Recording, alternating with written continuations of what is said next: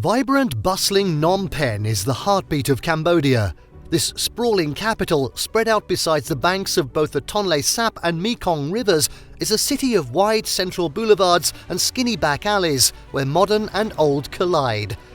The Royal Palace complex is the city's top attraction, but for anyone interested in exploring Cambodia's 20th century history, Phnom Penh is also a vital stop, for it is home to two of the country's most sobering places to visit. The killing fields of Choeung and Tuol Sleng Museum, the prison of S21, both provide an insight into the reign of terror this nation suffered under Khmer Rouge rule.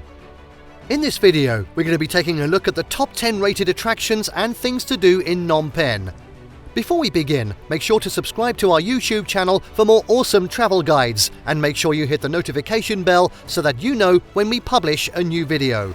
So now let's cut to the chase. At 10, see Phnom Penh's Independence Monument. The patch of grass that intersects Sihanouk and Norodom boulevards is home to Phnom Penh's Independence Monument, built to celebrate Cambodia's independence from French colonial rule in 1953. The sandstone structure represents an Angkorian temple intricately decorated with nagas, multi-headed snakes. As well as commemorating the nation's independence, the monument is now also a memorial to Cambodia's war dead. Just a short stroll from the monument is the green stretch of Wat Phnom Park, where you'll find the Cambodia-Vietnam Friendship Monument, built in 1979 after Vietnamese forces had defeated the Khmer Rouge.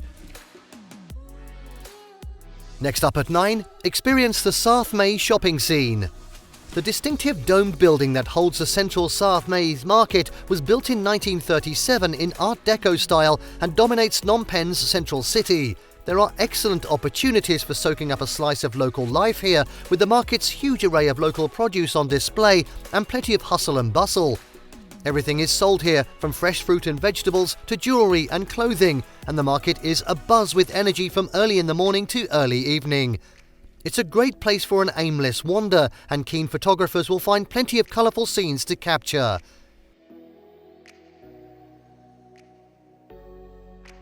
At 8, shop in the Russian market.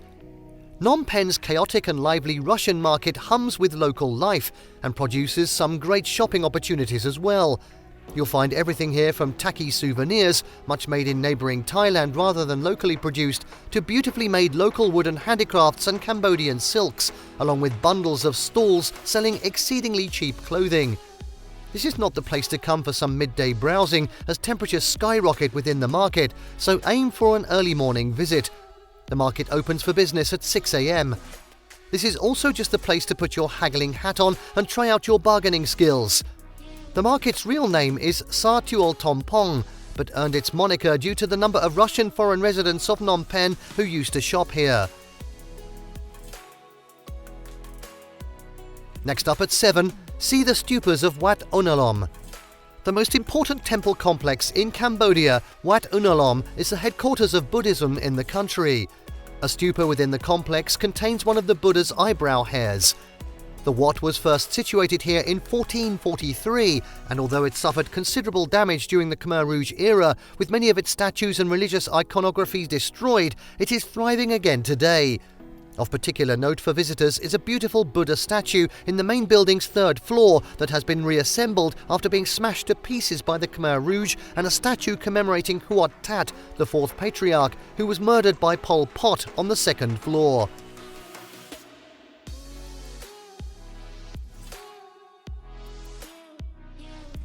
At 6, Wat Phnom.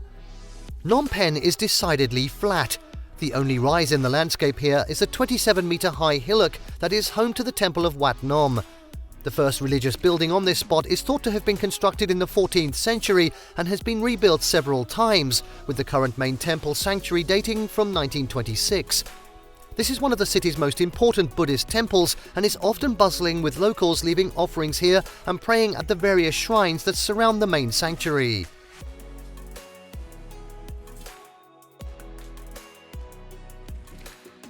And now at 5, cruise on Phnom Penh's rivers.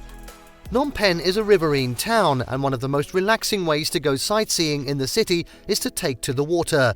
There are regular sunset cruise tourist boat departures from the riverfront between 5 p.m. and 7:30 p.m, which head along the Tonle Sap and Mekong rivers. Alternatively, you can also hire a private boat nearby to head out on the water at any time of the day.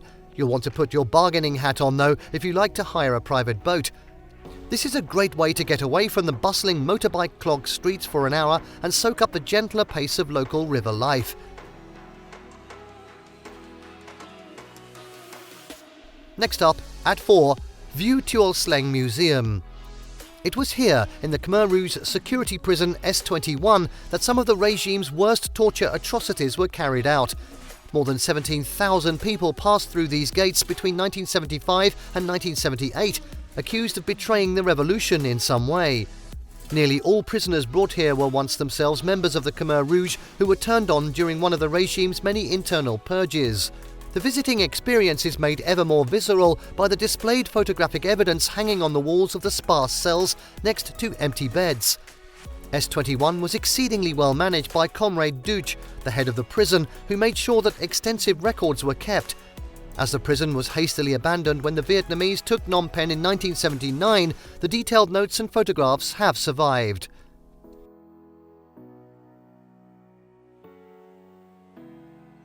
At 3, visit the killing fields of Choeung. The killing fields of Choeung are a sombre reminder of the terror of the Khmer Rouge, whose brutal regime, intending to turn Cambodia into a socialist agrarian society, ruled the country between 1975 and early 1979. In under 4 years, it's estimated that between 1 and 3 million Cambodians were killed under Pol Pot's authoritarian command. Many perished because of famine and disease, but also hundreds of thousands of Cambodians, intellectuals, educated people such as teachers and doctors, regime opponents, and simply anyone suspected of being an opponent, were murdered. Here at Choeung, it's estimated that 17,000 people met their death. The victims here came from S21, the Khmer Rouge's high-security prison that is now Tuol Sleng Museum. There are 129 mass graves here, 86 that have been excavated, exhuming the remains of 8,985 people. At the centre of the area is a memorial stupa that contains more than 8,000 skulls. A visit here is an entirely sobering experience that will aid in your understanding of this tumultuous period in Cambodia's modern history. Choeung lies off Monirith Boulevard.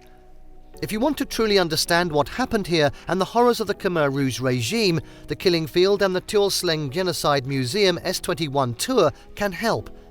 During this tour, a driver will pick you up and drive you to the Choeung Genocidal Centre, 14 kilometres away south of Phnom Penh, where you'll spend 2 hours exploring the former orchard that became the site of the mass graves. You'll then head back to the city and the Tuol Sleng Genocide Museum, set inside a former high school turned high-security prison.